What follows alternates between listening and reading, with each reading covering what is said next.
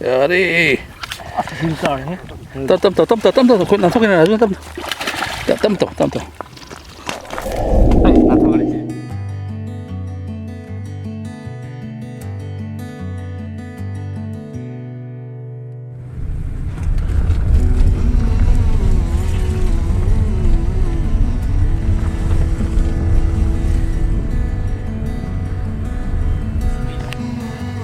Khuyên cho people lâu buộc mấy gì cái ủ bể làm bị highway chui ko andro làm bị này ủ đi hôm nay chạy jadi pau ya ba ngarian capek apa untuk làm bị tunis meninggi panna bedu yaudi ya ni to yaudi kai ba mahang ha ra na ti ke ngon yep ta han yong yaudi yaudara khushindol lo ma pan ham ba je khoi chingkup sing asi je khoi ninglak ta na ko chakim khoi yaw re mi nga ke dum khoi na lak mission je plan da lak ta ba sadan na ta lak pan ne khoi ji ko khoi ju video ta me thaga ning man nang ro che lai ni ta yang gi sebani zik Mr. Achuna hamba tha do re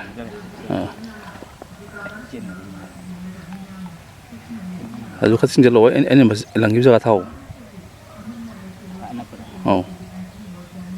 thamo mai lakse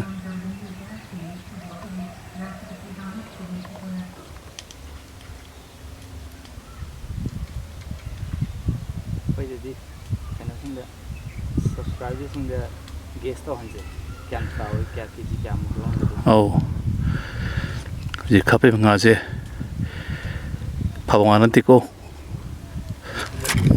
tu ui grass sama sing khala camera jo impai nga jo impai Ada tu saya put mata tas ni ben, negro angre, ajo, nak kau am tu, ya ni pan ni tu, ai di kai mabuk tu kau ni, ini macam ni, si kata siapa? Siro, hingga kata siapa? Yang kau nak lihat jadi siro. saya thada biru, makhal anda biru tu ngambil. Asing aja di pasar ya. Utata sangre tu ni. Hingni lang tapi kau. Saya kau sudah zoom pas kau. Kau ngah kau. Tu kerja kuling jangan aja. Pau tu kau macam. Itu pun mana? Amni. Ini cuma pau aja. Tentu ikut macam ya tu. Lak tu kau apa? Nak sedih lang pau aja. As adu di luar ni. Yani si Khoi tu han la thopio. Khoi budi lak thoke ba. Khoi budi ai like lak thoke ba si budi. Si lak thopo idi si dagi torga sama torga. Lak thoi. Dum sima tho je. Cinema pa do chana roi ba to putat kan. Makhong tham. Ongko. Tu dia. Ya. Mana uti faso je. Ti. Ham khulang ha je. Ju pan chai to lo mon ta. Khoi gi. Phureng ida ta ko.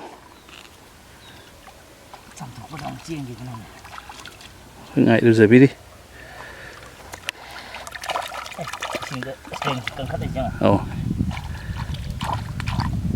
Ya, pasal.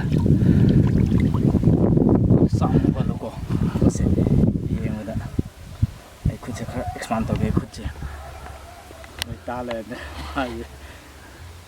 Jadi pasal. Sangat. Aduh, tu tang luar lah aduh. Tang luar lo, tang temen ke? Kalau lo, lama tu. Tu kasi hamu emlai je, si memang thal. Yes.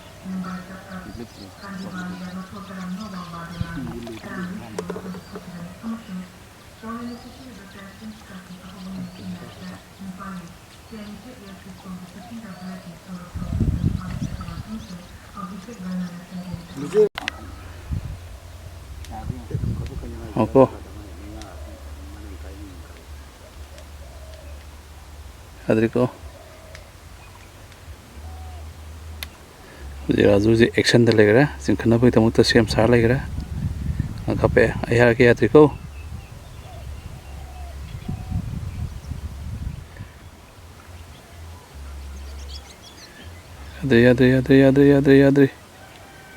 Yadriko yare kayak ngano pasti ini cinglo wow tungan bis masuk jam tu ujar biong masuk ujar biong pink color tungan bin pasti si Mister Azun lokal pengan ko witness tu Khoi kalau na pasti singa pasti ah masuk tu pasti terus Khoi sana pink masuk di pang udri beje grey gumba oh ada mana grey or tahun ni si pink ni si pasti Khoi ju Raju je hobi deki pro on rom ni tu piga je ti fish itu na khala tu piga fish lag rom ni ko Asang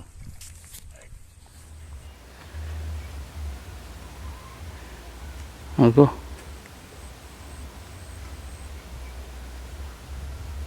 Yadri Yare itu tungan be Fazai sina kayak masuno sina grey ni sina grey hai tare silver grey ada orange pale kasang mana tahu ini masuk ketang di Fazai buat itu fazai organik ni ko je farm nanti ko je mesin yang tata bangan nanti Khoi dikra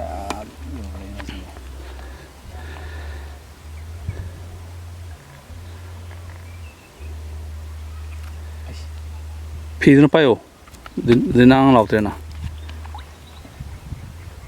hand gloves ni problem mo wala sinta cinto ai ason da kot pani ko sidene natonje ason nakanda tiko Indian dhara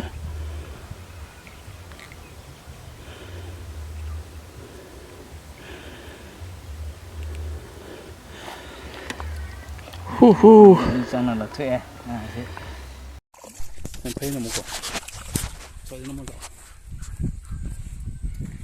brightness lower ba nang jan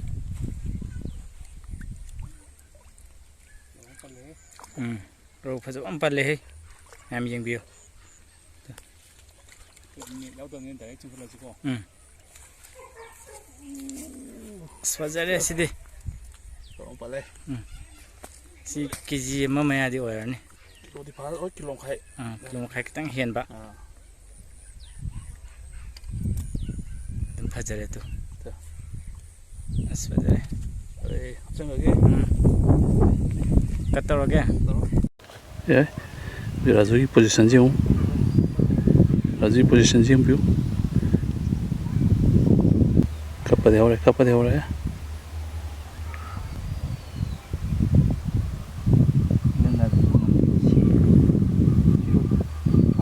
Ready, get ready, Adriko. Adri.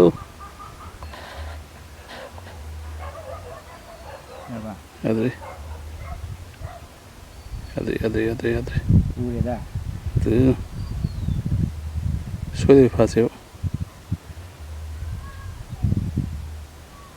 ba Yari. filter he Tam. Kau nak tu kena Raju tam. Tam. ai na thogare si Ada tanggal tu ini. Ada pasang payo. sam thoki ge ure ba ne camera da Timing khang itu na. Kali payo. Saya tu. Thapa wai thang. Long tu pilih ngadu piu ni. Wai le lo Saya Khoi Raju Pro na je pharak pangani ko. Hai ti tu taksna wera mai tama hile me. Yar.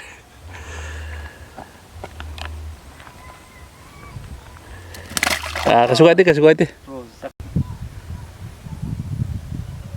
Raju sekian tahun mihun cong bra. Oh. kana chong de oi de se tang harau wong pharam ne Nanti kita mu han film tak ada. Taruhin itu mengayam lagi.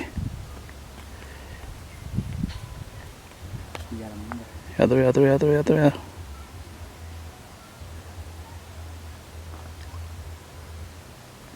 영광이 이거는 오케이 너무 짬파래 짜파래 한테 파도시다 시디. 다도별 아이야. 그 짜봐 로우지 짜봐야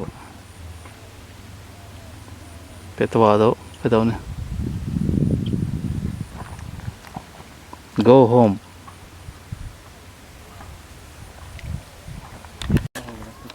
지금 로야 돼 그래 그게 방우예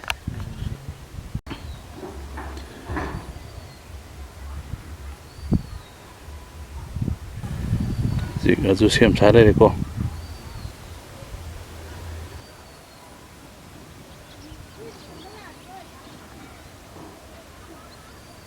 야들이고 야들 징들어보니 야들이고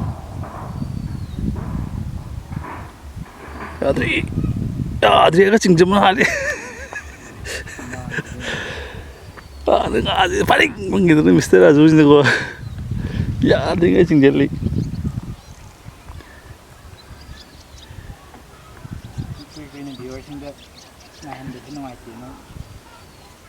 승아파배 농아리시네 망아파만 해보디나 때에도 nga지는 징대가 nga야왜 강문이네 징대가 또 만들 마 징가들 nga지 계속 미스터 레옹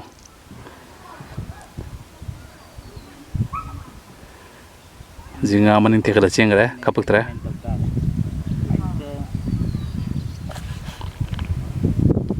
좀 카페 나몽드래 너무 짱파래 띵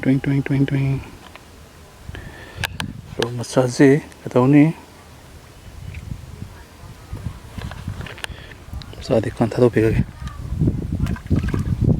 바이바이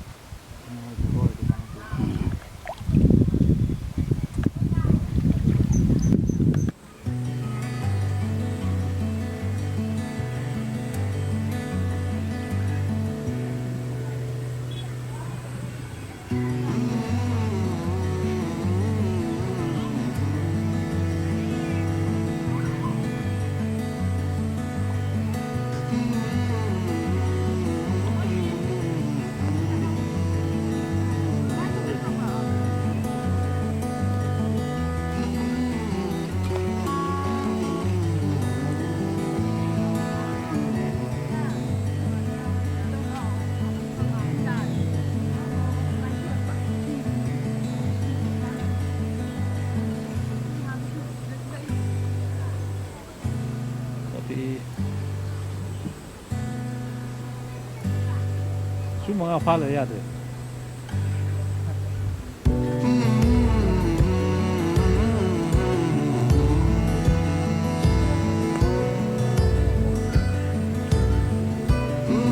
pala yun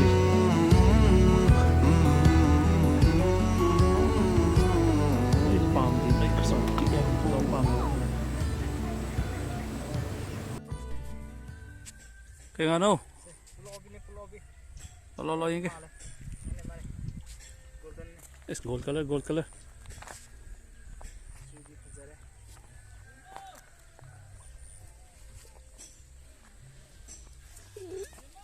Wow, gold color. First time nenga sige gold color. Expert azum pa bang aja ni purple color pa pink color pa gold color. Lo to se. Ah.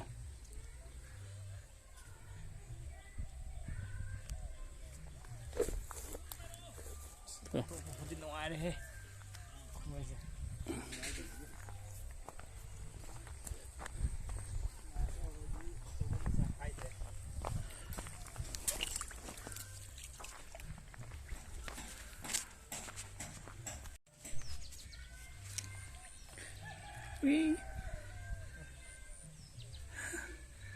Tunghambi ora me. Tunghambi thado pe ka sikande.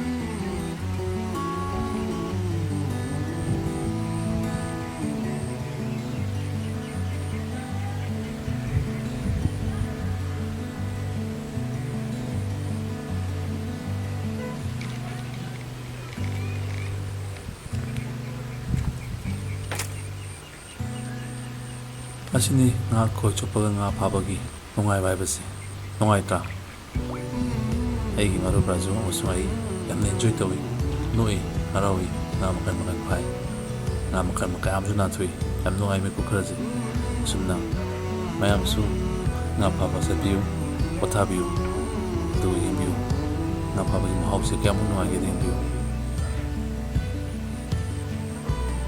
ꯑꯋꯥꯕ ꯄꯨꯝꯅꯃꯛ ꯀꯥꯎꯕꯅꯤ ꯃꯤꯀꯨꯞ ꯈꯔꯗꯪꯒꯤꯗꯤ ꯑꯁꯨꯝꯅ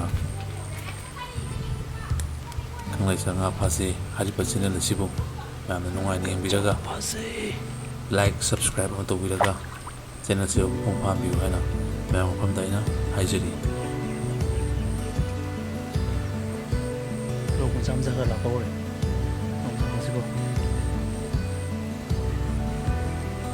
ꯉꯁꯤꯒꯤꯗꯤ ꯃꯇꯥꯡ ꯑꯁꯤꯗ ꯀꯥꯏꯅꯅꯕ ꯌꯥꯊꯪ ꯅꯤꯖꯔꯤ ꯌꯥꯏꯐꯔꯦ